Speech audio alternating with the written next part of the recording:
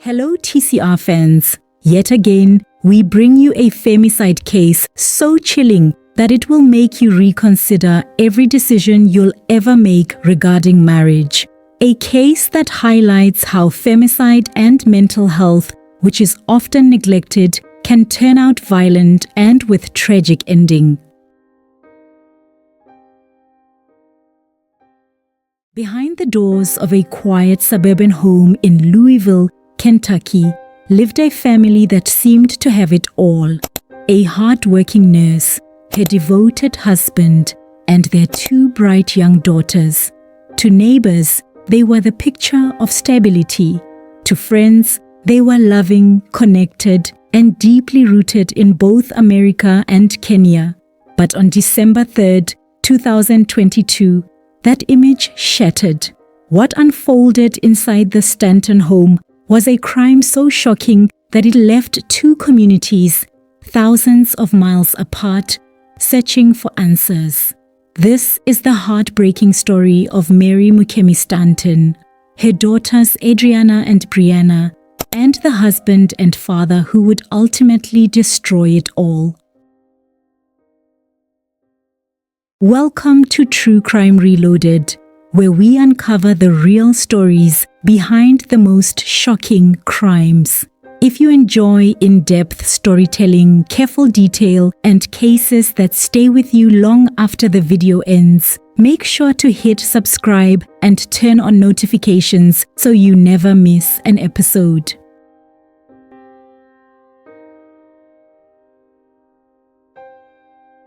Mary was just 49 years old. She was a Kenyan-born healthcare professional and community-oriented woman whose life journey bridged two continents.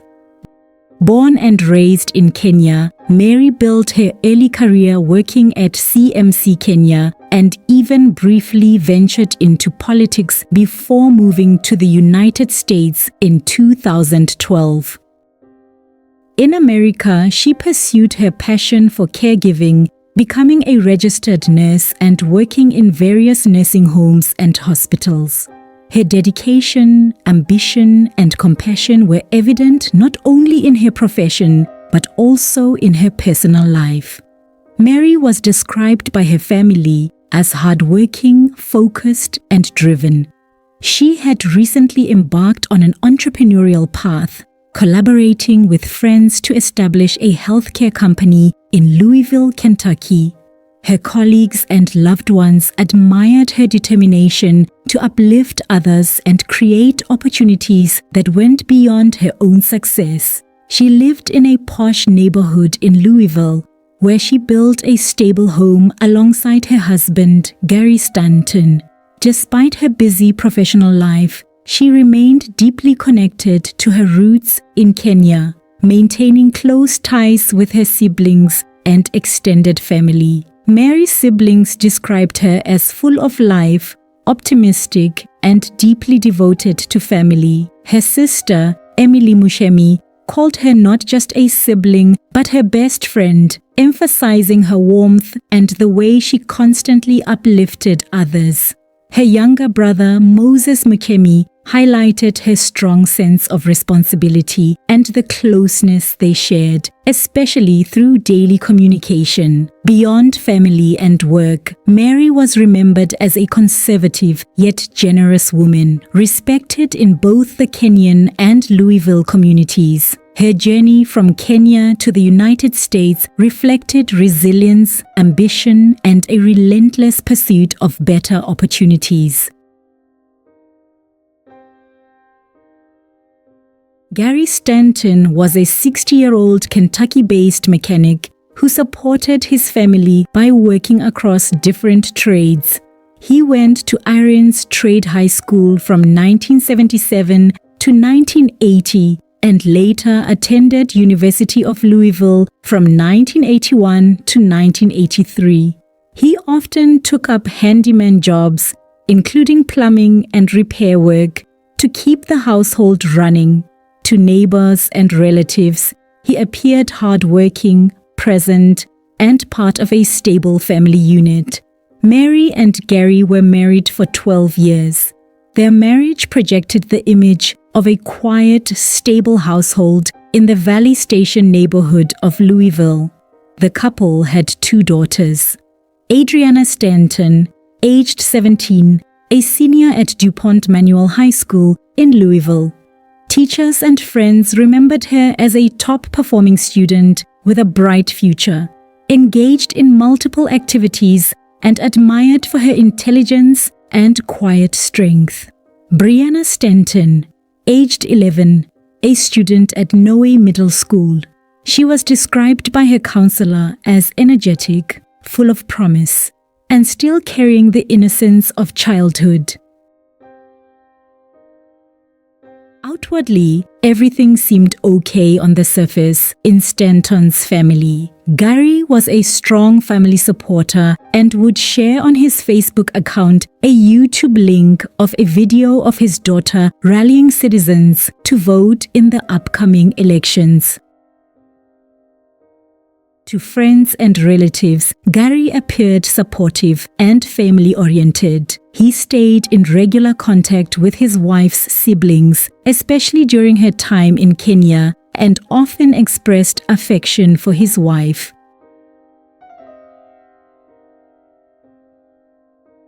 In October 2022, tragedy first struck the Stanton family when Mary Stanton's father, Jeffrey, died suddenly in Kirinyaga County, Kenya. On October 20th, 2022, Gary went on to post on his Facebook, "Dad, rest in peace, we miss you," as a tribute to his father-in-law. Friends and family would offer messages of condolences in the comment section as a way to console with him. This Facebook post painted Gary Stanton as a caring and loving husband.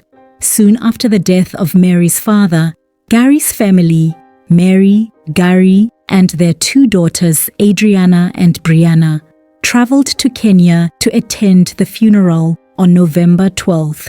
After the burial, Gary returned to Louisville about 3 weeks earlier with the children so they could resume school, while Mary stayed behind a little longer to finalize succession matters related to her father's estate.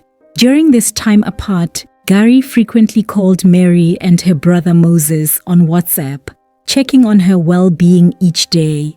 By late November, Mary had returned to the United States, rejoining her family in Louisville.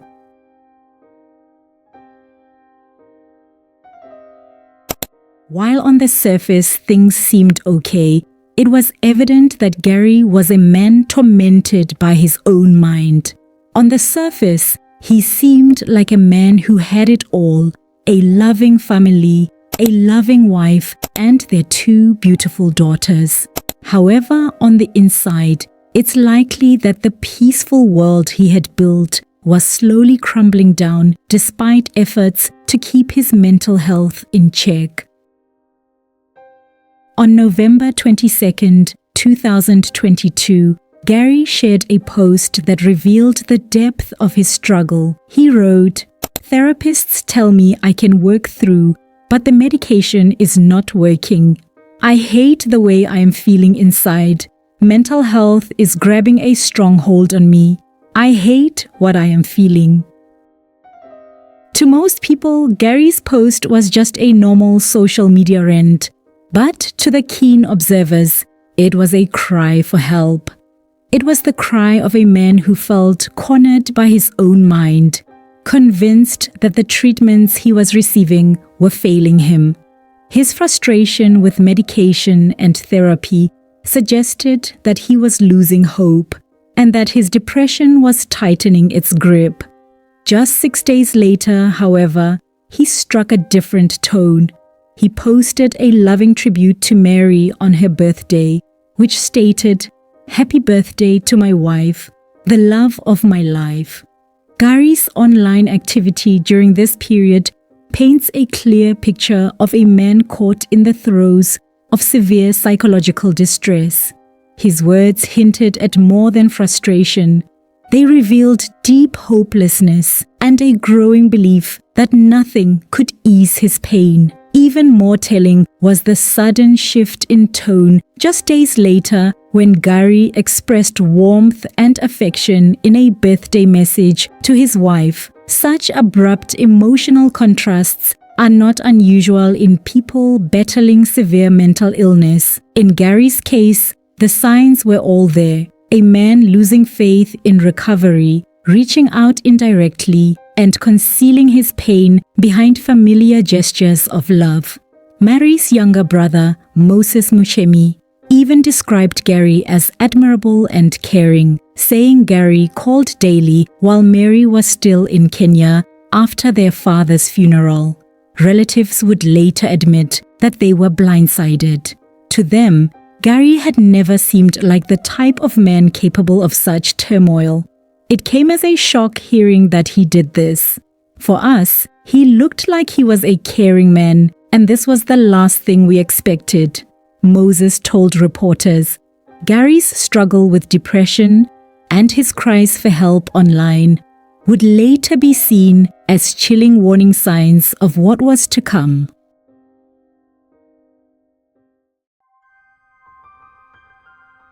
On the quiet morning of Saturday, December 3rd, 2022, Louisville Metro Police Department officers were dispatched to the 4,500 block of East Pages Lane in the Valley Station neighborhood after receiving a call about a possible shooting.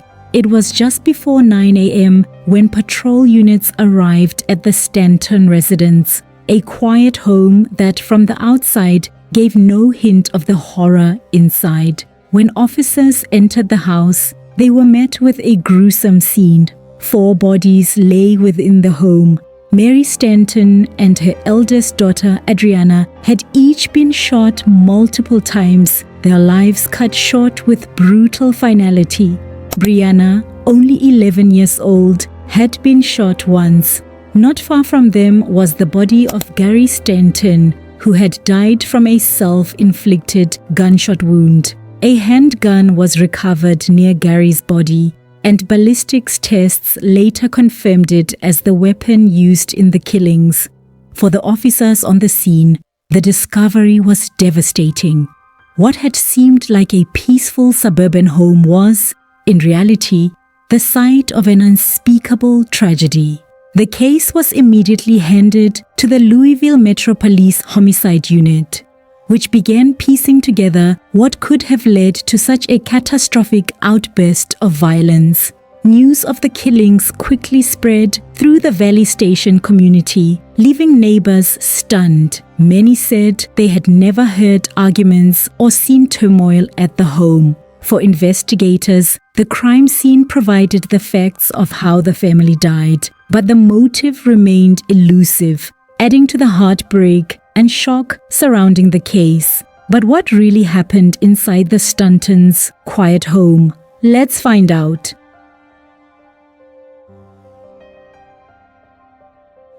In the days after the tragedy, the Louisville Metro Police Department and the Jefferson County Coroner's Office released critical findings that confirmed what had unfolded inside the Stanton home. Authorities determined that Gary Stanton was the aggressor, turning a handgun on his wife, Mary Stanton, 49, and their 2 daughters, Adriana, 17, and Brianna, 11. Before ending his own life with a self-inflicted gunshot wound. There were no indications of a break-in, robbery, or external assailant. Everything pointed to a contained act of domestic violence. Police emphasized that, despite exhaustive searches, no suicide note or farewell message was recovered. Toxicology reports and medical records were not immediately released to the public, leaving unanswered questions about Gary's state of mind at the time. Authorities also noted that the tragedy fit a disturbing national pattern. Domestic violence experts point out that in the US, domestic violence accounts for more than half of female homicide cases. with many of them involving firearms and often resulting in murder-suicides. While police confirmed the sequence of events and established Gary as the sole perpetrator, the motive remained unclear, and the questions that lingered in everyone's mind was, why did Gary commit such a crime? Why would a loving family man turn against his own family? Did Gary's inner mental struggles finally overpower his will to live? Neighbors described the family as quiet and reserved, with no outward signs of conflict. Family members in Kenya echoed the same disbelief, recalling Gary as a seemingly caring husband and father. Even though there was no solid motive for the murders, the official classification was a domestic murder-suicide, closing the case from a legal standpoint. But for both investigators and grieving relatives, the deeper question why Gary committed such an act remains unanswered to this day. The Stanton case is a chilling reminder of how unseen battles with mental health can sometimes spiral into unimaginable tragedy, even in homes that appear loving and stable from the outside. Behind the walls of what seemed like a perfect family life, silent struggles and untreated pain grew into something catastrophic. In the end, the lives of a devoted mother and her two beautiful daughters were cut short, leaving two communities, one in Kentucky and another thousands of miles away in Kenya, shattered and searching for answers that may never come. It's a heartbreaking reality that so many families face, yet so often remains hidden. The intersection of mental illness and domestic violence. Gary Stanton's story shows how dangerous unaddressed mental health struggles can become, not only for the person suffering, but for the people they love most. As we reflect on this tragedy, what we can do is honor the memories of Mary, Adriana, and Brianna by continuing to speak openly about these issues. Let's break the silence around mental health, support those who are struggling, and remain vigilant about the warning signs that too often go unnoticed. If this story moved you, please take a moment to hit the like button and share this video. It could help someone recognize the signs and seek help before it's too late. And we'd love to hear your thoughts in the comments below. Have conversations, ask questions, and keep their story alive. And if you haven't already, subscribe to True Crime Reloaded for more deeply researched stories that shed light on the darkest corners of human behavior. Stories that remind us why awareness, empathy, and action matter more than ever.